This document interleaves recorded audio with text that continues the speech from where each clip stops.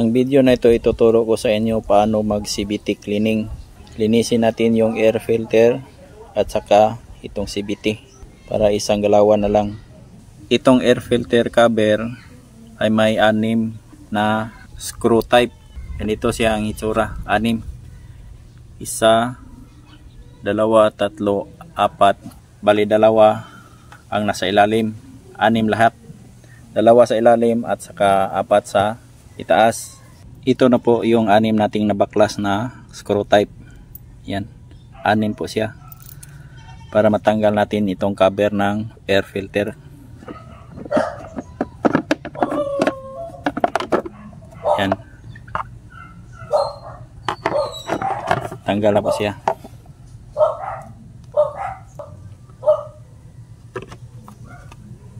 Yan, marami ng alikabok. Kanyang air filter.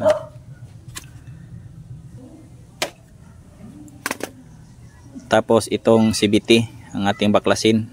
Una kunin natin yung kickstarter. May bolt siya dito. Tanggalin natin ito. Tapos itong bolt nakapalibot sa kanyang CVT. Tapos na nating mabaklas yung air filter cover. At saka natanggal na natin yung nakapalibot na bolt sa kanyang CVT. Ito na po siya. Yan. Ito. At ito yung kanyang mga bolt. Yung kickstarter niya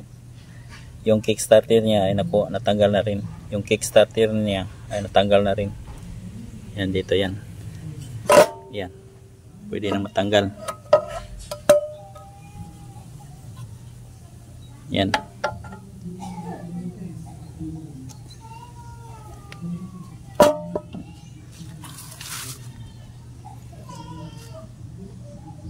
Ganito po ang kanyang hitsura matapos nating linisin after 6 months. Yan. Hindi siya masyadong madumi. Every 6 months po tayo naglilinis ng CVT at saka air filter. Yan. Ito dito. Linisin natin ito tapos ibalik natin. Iyon ang part sa ating maintenance ng ating scooter para matagal siyang masira. A few moments later. Yan, nalinis na po natin yung CVT niya. Binugahan lang natin ng air compressor, air pressure para matanggal yung alikabok. Yan. Malinis na po siya.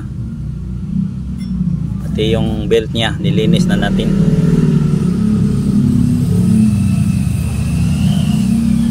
At itong bolt binugahan na rin natin ng W40 para di mag-stack up. Yan, linis na po lahat. Pati dito. Air filter cover niya nilinis na rin natin. Pati yung CVT cover. Yan.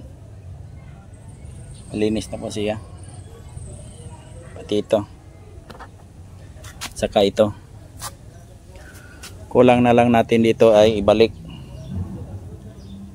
dito sa kanyang lagayan yung air filter at saka CVT.